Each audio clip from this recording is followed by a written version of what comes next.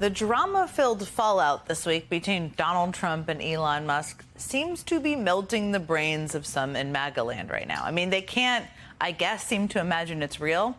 So instead of that, some have come up with some pretty wackadoo explanations of what is actually happening.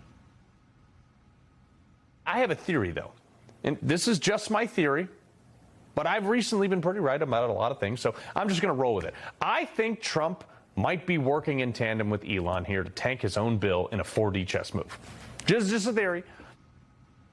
Just the old 4D chess move here, I see. Now, to be fair, that was on Wednesday, so Musk had some negative tweets, but it was before everything completely went bananas and nuclear yesterday. But even the next day, that same Newsmax host was still in some form of denial and still making some pretty out there excuses. Turns out my prediction yesterday was a little bit off. I'll be honest, this really hurts my soul, okay? And I'm not even going to take a side here. These two were doing awesome things together. I'm inclined to believe that there's a bunch of people in the middle that have muddied these waters, and it's not necessarily between Trump and Elon, because there's no way these two would just randomly blow up like this. Or maybe they would, but it's hurting that guy's soul, so remember that. I mean, that anchor wasn't alone, though, with that kind of thinking. Disgraced right-wing pundit Dinesh D'Souza floated the idea that the whole feud could be some sort of perverse scheme to force the release of the Epstein files. He speculated that Trump and Elon might soon break out the champagne. And at the same time, even more mainstream right-wing outlets like Fox News had takes like this. These guys are like roommates. They were living in close quarters for like the first 6 months of the year. They're just blowing off steam.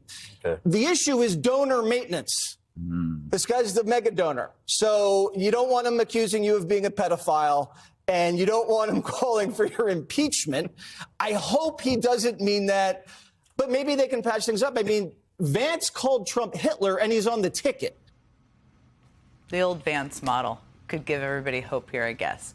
Okay, clearly there's a lot of takes out there, but it could also be, and this is just my theory, that Trump and Musk are two egomaniacs publicly feuding about how, and in part, about how an enormous budget bill should best benefit their personal interests.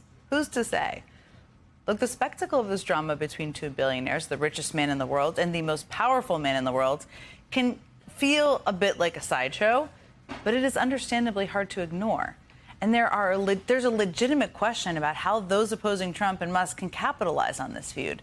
And I will say, Democrats did have more fun yesterday on a range of social media platforms than I think they've had in a long time. I mean, for instance, Minnesota Senator Tina Smith asked, who gets custody of J.D. Vance in the divorce? Washington Senator Patty Murray said, when I first got into politics, men would always tell me that women were too emotional to lead.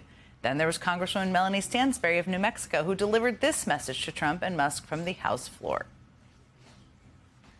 I know that, both you guys are having a hard time, but I just have to say, for the sake of democracy, for the sake of the American people, and frankly, for the global security and safety of people all over the planet, y'all need to cut this drama out.